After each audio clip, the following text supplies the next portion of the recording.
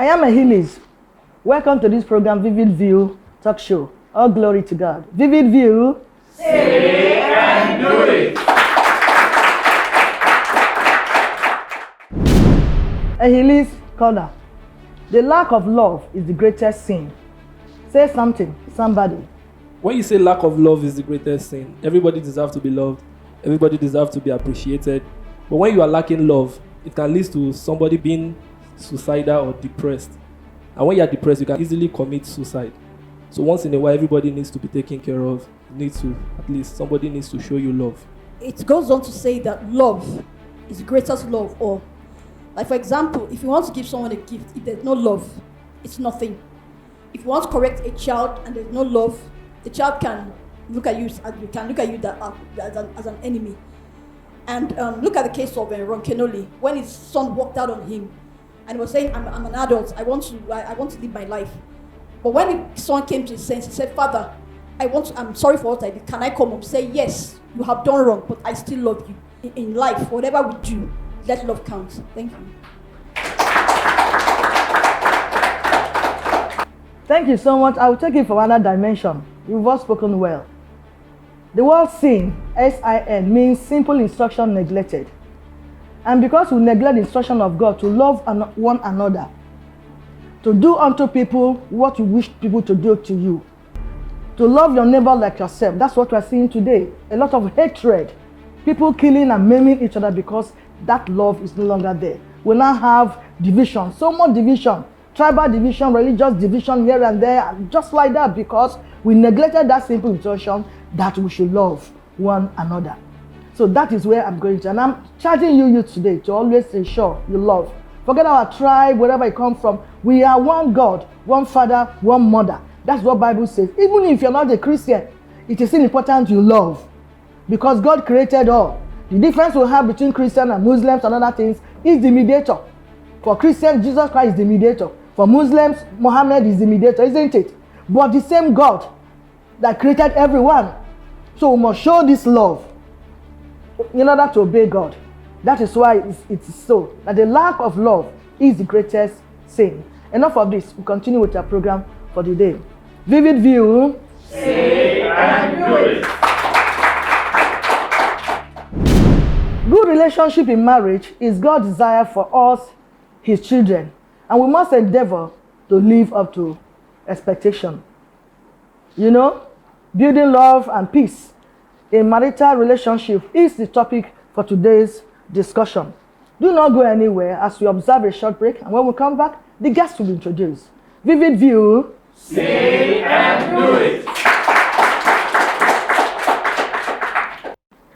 Welcome back. In case you're just joining us, the topic has been introduced as building love and peace in marital relationship. And with me in the studio is a pastor and also a barrister. Let's make welcome Mrs. Esther E. Iliogben. Vivid View. Say and do it. Please follow us on our social media handles are displayed on the screen. Welcome, Pastor, again. Good to be here. All right. So may we have your perspective on this subject matter? Building peace and love in marriage. Okay, let me start by really defining what is love. Love is a deep sense of liking towards something or somebody. Then if it's for somebody, which is the center point of our discussion today, it's a deep affection towards somebody, helping the person to be better and making that person to be happy at every point in time. And that is love. But I like us to look at love in two phases.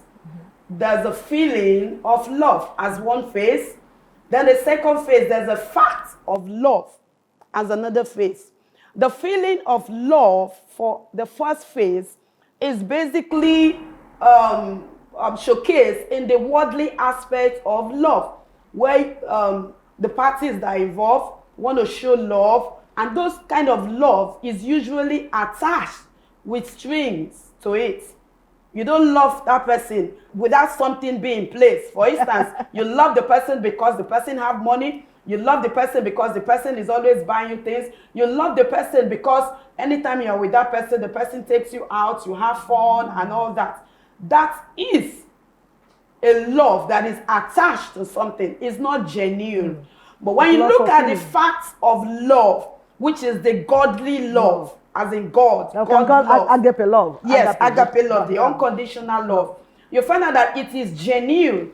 It is without any string attached. Deep down with you, you really want to help that person sincerely, without an interior motive. Yeah. So that is the godly love.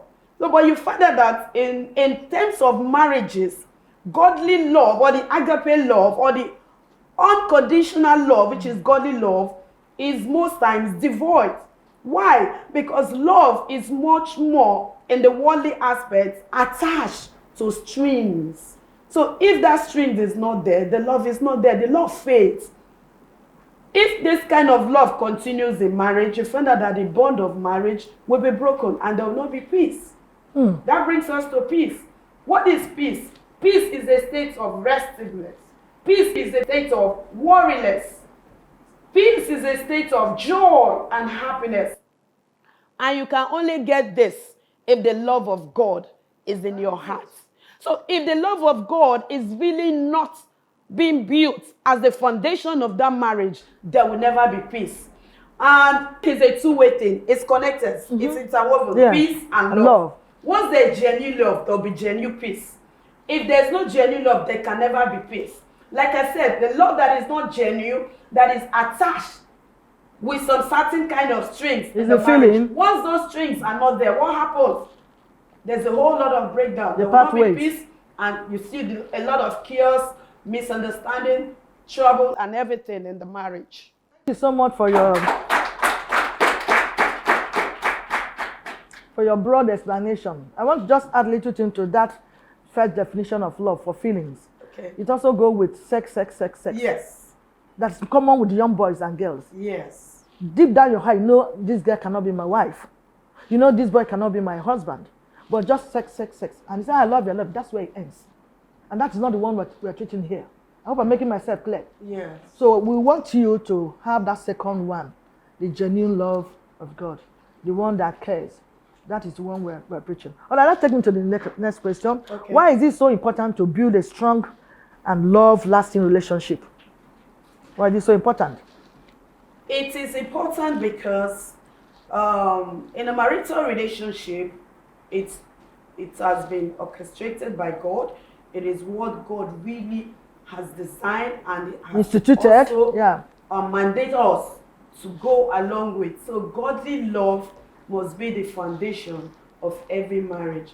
So if that godly love is not there, like we said, there will be no peace, there will be no restiveness, and there will be no, how do I put it, the continuity of that marriage, the joy of that marriage. The book of Ecclesiastes 9:9 said marriage is supposed to be enjoyed, not endured. So you find out that marriages that are not built on godly love are endured. And when a marriage is endured, you don't get your fulfillment. You don't get that pleasure of being married. So many things come in. You want to leave the marriage. The marriage is not making you happy. It's not adding any value to your life. So why are you there? That's what becomes the order of the day. Yes. Yeah. So that is why it is important that everything we want to do in life, we must try as much as possible. Let it be built on that godly love. Strong foundation. The same thing with marriage. It must be built on that godly love, the foundation of Christ. Any marriage that is not built on the foundation of Christ cannot stand. Just like the word connotes, Christ is our solid rock. Yeah. And if it's the solid rock, and that solid rock of Christ is genuine love, unconditional love, and your marriage is built on it, so whatever storms of the society that comes in, the marriage stands. Yes. It's just like a house that is built on a solid rock compared to a house that is built on a shabby foundation. Of course, when the storm and the rain comes, it will blow the house and the everything will fall, water will come in and it will sink. If a marriage is not founded or is not built on that solid foundation of Christ, influences of the society will come, the marriage will shake and it can even fall. If recession comes, the marriage can shake and it can even fall. If the couples that are involved are going through one challenges or the other, because there is no genuine love, the other party or one of the spouses might want to opt out of the marriage. Marriage is for a lifetime, whether good, whether bad situation, you must stand and face it.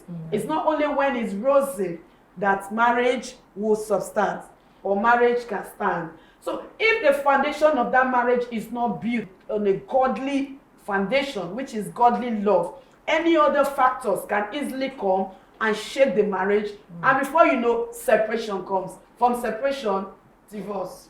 We'll take a break now before I comment on what you have said. Vivid view. Say and do it.